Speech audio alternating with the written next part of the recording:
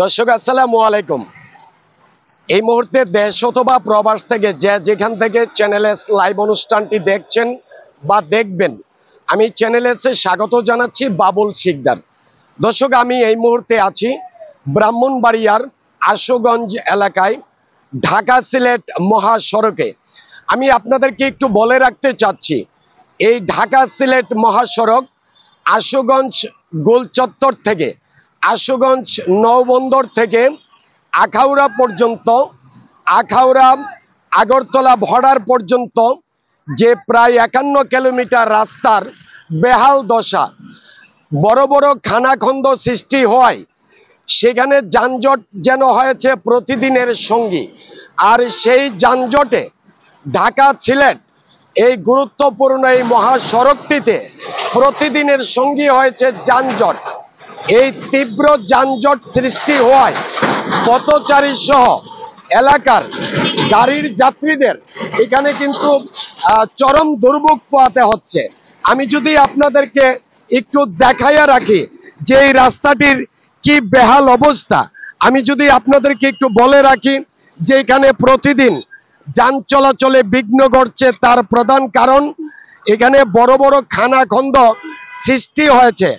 আর সেই রাস্তাটির যে ভারতীয় ঠিকাদার প্রতিষ্ঠান এফকন 2020 সালে এই প্রতিষ্ঠানের কাজটি চালু করলেও 5 বছরে প্রায় অর্ধেক কাজ হয়েছে। আমি যদি আরেকটা বিষয় আপনাদেরকে বলে রাখি যে জুলাই আগস্টে ছাত্র জনতার যে আন্দোলন, সেই আন্দোলনে যে সাবেক প্রধানমন্ত্রী শেখ হাসিনার পতন ঘটেছে এবং সাবেক প্রধানমন্ত্রী শেখ হাসিনার সরকার ভারতে পলায়নের পরই কিন্তু এই ভারতীয় ঠিকাদার এফকন যে প্রতিষ্ঠানটি রয়েছে, সেই প্রতিষ্ঠানের কর্মকর্তা কর্মচারী কিন্তু ভারতে পালিয়ে গেছিল। প্রায় 3 মাস পর আবার ফের আসলেও তাদের কাজ কিন্তু দীর্ঘদিন বন্ধ ছিল। আর আমি আরেকটা বিষয় আপনাদেরকে জানিয়ে রাখছি যে এই দীর্ঘদিন কাজগুলো বন্ধ থাকার ফলে এই রাস্তায় গুরুত্বপূর্ণ এই ঢাকা সিলেট মহাসড়কে কিন্তু এই বড় বড় খানাখন্দ সৃষ্টি হয়েছে।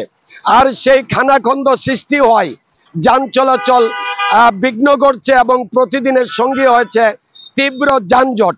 আর সেই যানজটের ফলে বিপাকে পড়তে হচ্ছে দূরপাল্লার যাত্রী সহ এলাকার পথচারীরা। তো দর্শক, আমরা এই বিষয়ে প্রকল্প পরিচালকের সাথে বারবার কথা বলেছি, কিন্তু তারা সাময়িক সংস্কার করলেও ফের 1 সপ্তাহ পর আবার এই খানাখন্দ সৃষ্টি হয় যানজটে। এই তীব্র যানজটে কিন্তু দূরপাল্লার যাত্রীরা বিপাকে পড়েছে। এবং আমি যদি আপনাকে বলে রাখি, এখানে প্রায় ঘটছে দুর্ঘটনা, আর সেই দুর্ঘটনায় অনেক প্রাণহানি হয়েছে। তো দর্শক, এই ছিল ব্রাহ্মণবাড়িয়ার ঢাকা সিলেট মহাসড়ক থেকে বাবুল শিকদার, চ্যানেল এস, ব্রাহ্মণবাড়িয়া।